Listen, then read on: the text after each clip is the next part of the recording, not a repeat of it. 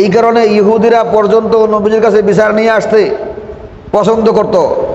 তারা মনে করত যে যেহেতু মুহাম্মদের মধ্যে ন্যায় পরায়ণতার গুণ আছে, যদি আমার মোকদ্দমা মামলা নিয়ে মুহাম্মদের কাছে যাই, যদিও আমরা নবী মানি না, তিনি কিন্তু আমাদের সাথে কোনো বৈষম্য করবেন না, ওনার পক্ষে একটা ওনার মুসলমানের পক্ষে রায় দিবেন আর ইহুদির বিপক্ষে রায় দিবেন, এরকম হবে না। এই আশা নিয়ে একদিন এক আনসারি সাহাবীর সাথে কাহিনী করছে।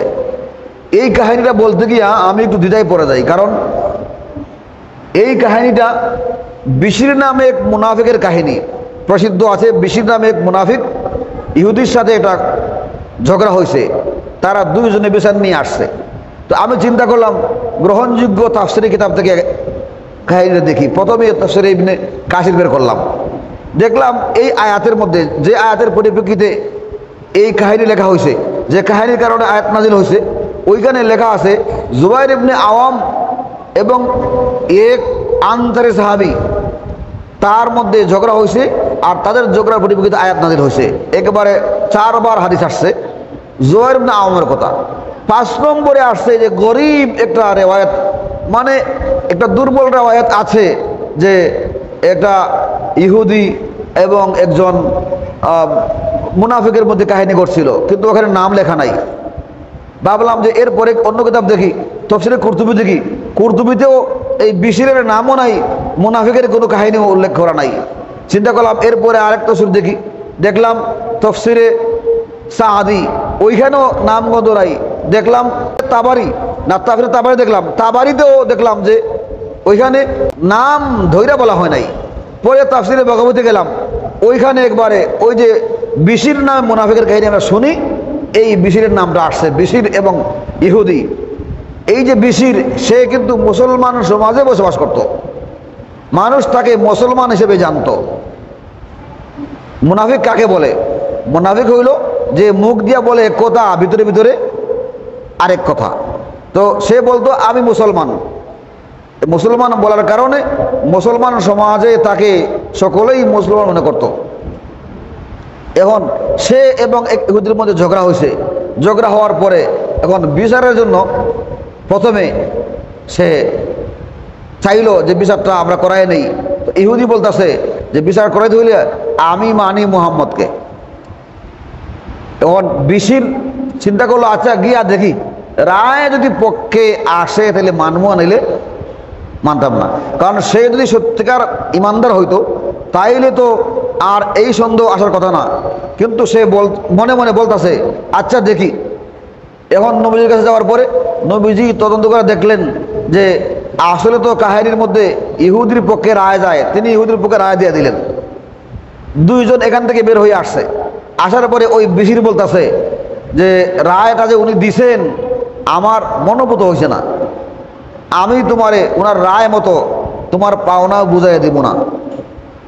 তখন ইহুদি বিপদে বসেনি যে মুহাম্মদের রায়ও মানে না, যে মুহাম্মদকে নবী মানে ওই নবীর রায়ও সে মানে না। বলে তাহলে তুমি কি করতে চাও? বলে যাই গিয়ে আবু বকরের কাছে। মানে আবু বকরের কাছে যাওয়ার পরে কাহিনী বলার পরে ইহুদি বলতেছে যে আমরা এর আগে গেছিলাম তোমাদের নবী মুহাম্মদের কাছে, উনি কিন্তু আমার পক্ষে রায় দিছেন। আবু বকর বলেন ও তাইলে তো নবীজির রায় আমার রায়, আমি নতুন কোনো বিচার করতে পারবো না। রাস্তার মধ্যে আইসা এই বিশির কইতেছে, কয় রায়টা আমার বুঝে পড়ছে না। ইহুদি বলতে তাহলে কার কাছে যেমন? বলে চলো উমরের কাছে। কেন? ও আশাদ্দুহুম ফি আমরিল্লাহি উমর, উমর হইল এমন সাহাবী যে ধর্মের ক্ষেত্রে মুসলমানদের পক্ষে শক্ত অবস্থান।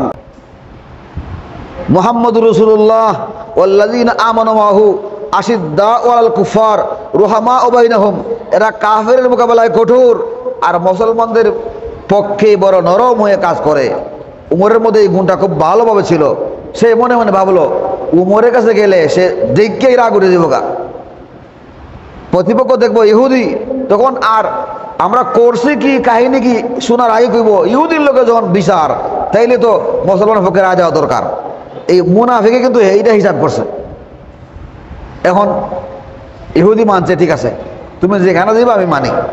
উমর রাদিয়াল্লাহু দরবারে গেছেন, যাওয়ার পরে কাহিনী বলছে। বলার পরে ইহুদি আবার বলছে যে আমরা কিন্তু ইতিপূর্বে 2 বার বিচার করাইছি, মুহাম্মদের দরবারে গেছি, তোমাদের নবী মুহাম্মদের দরবারে গেছি, উনি আমার পক্ষে রায় দিছেন। এরপরে আবু বকরের দরবারে গেছি, উনিও আমার পক্ষে রায় দিছেন। এখন আপনি যেটা ভালো মনে করেন। তো উমর রাদিয়াল্লাহু জিজ্ঞাসা করলেন এই বিশিরকে, এই উনি যে বলে তোমরা আমার আগে আরো 2 জনের কাছে গেছো, এটা সত্য নেই? কয় কাযা আলিক, জি সত্যই আমরা গেছিলাম, কিন্তু আমার কেন জানি মনে হলো যে আপনি হইলেন একজন বিচক্ষণ মানুষ, আপনি হইলেন খুব জাদ্রেল মানুষ, আপনাকে দিয়ে বিচারটা করাই, মানে একটু ফার্ম পট্টি দিল। উনি বলে ও আচ্ছা, তাহলে আমি যদি জাদ্রেল মানুষ হই, বিচক্ষণ মানুষ হই, তাইলে আমি একটু রেডি হয়ে আই, তোমরা বসো, আমি একটু রেডি হয়ে আই।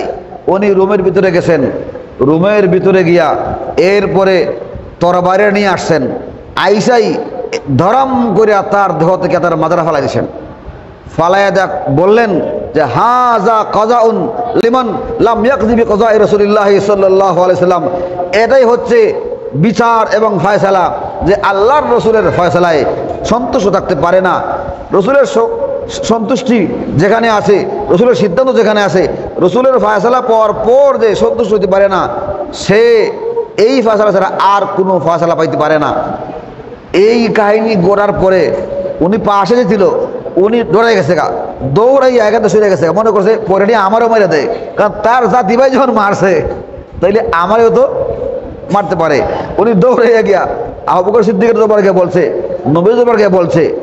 এখন সবাই জানার পরে বিশিরের গোষ্ঠী খানদানের লোক যারা ছিল, হেরা তো জানতো সে মুসলমানদের লোকে উঠা বসা করে, সে একটা মুসলমান।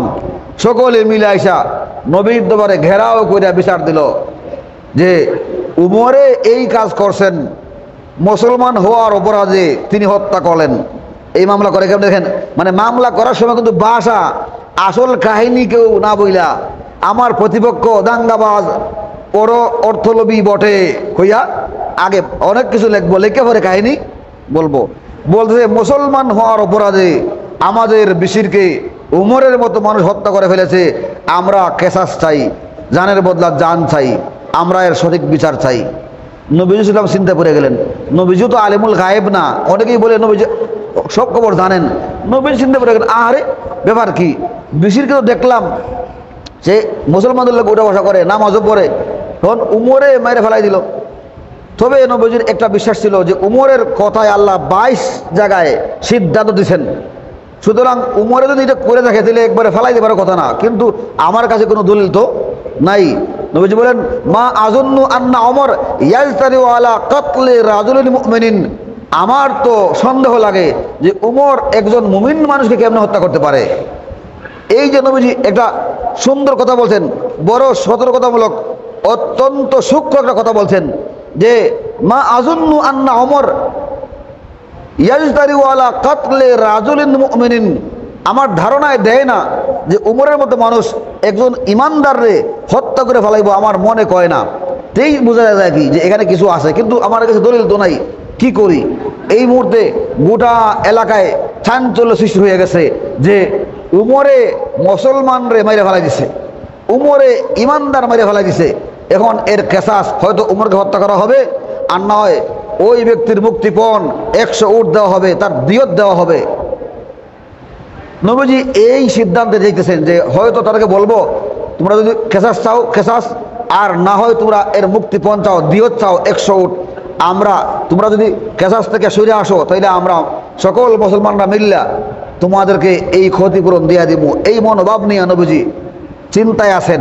ইতিমধ্যে জিবরাইল আলাইহিস সালাম কোরআনে কারীমের সূরা নিসার 65 নম্বর আয়াত নাযিল হইলেন, ফালা ওয়ারাব্বিকা লা ইউমিনুনা হাত্তা ইউহাক্কিমুকা ফীমা শাজারা বাইনাহুম সুম্মা লা ইয়াজিদু ফি আনফুসিহিম হারাজাম মিম্মা কাযাইতা ওয়া ইউসাল্লিমু তাসলিমা। ফালা ওয়ারাব্বিকা, না না না, হে নবীজি, আপনি যে চিন্তা করেছেন উমর একজন ইমানদারকে হত্যা করে ফেলাইছে, মুসলিম সমাজ যে মনে করতেছে, এমনকি বিশ্বের আত্মীয় স্বজনরা যে মনে করতেছে উমর একজন ইমানদার মারছে, আসলে কিন্তু ইমানদার মারে নাই। ফালা ওয়া রাব্বিকা, তোমার পালনকর্তার শপথ করে বলি, লা ইউমিনুনা, ওই ব্যক্তি ইমানদার হইতে পারে না হাত্তা ইউহাক্কিমুকা ফীমা শাজারা বাইনাহুম, যতক্ষণ পর্যন্ত তারা নবীজির বিচারে এবং ফয়সালা সন্তুষ্ট হইতে না পারে। নবীজিকে বিচারক মাইনা নবীজির ফয়সালায় সন্তুষ্ট হইতে পারে না হইতে পারে।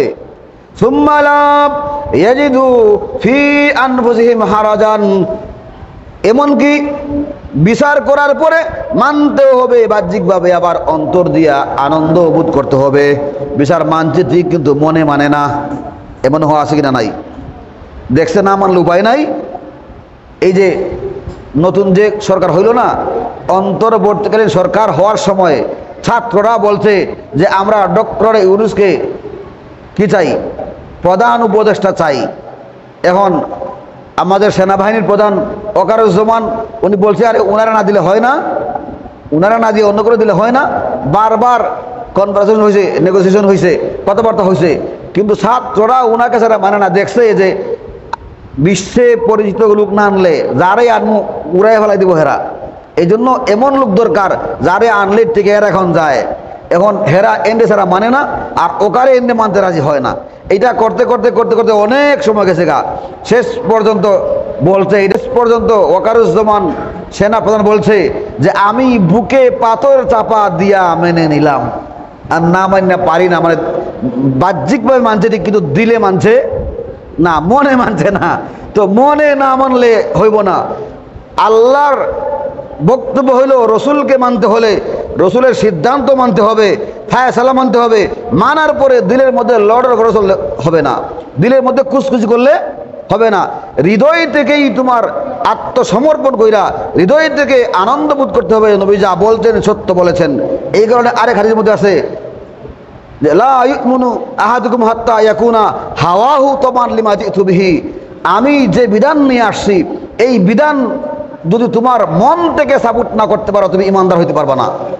তুমি বাহ্যিকভাবে মুখ দিয়ে বললে মানছি, আর তোমার মনে মানছে না, তুমি ইমানদার না।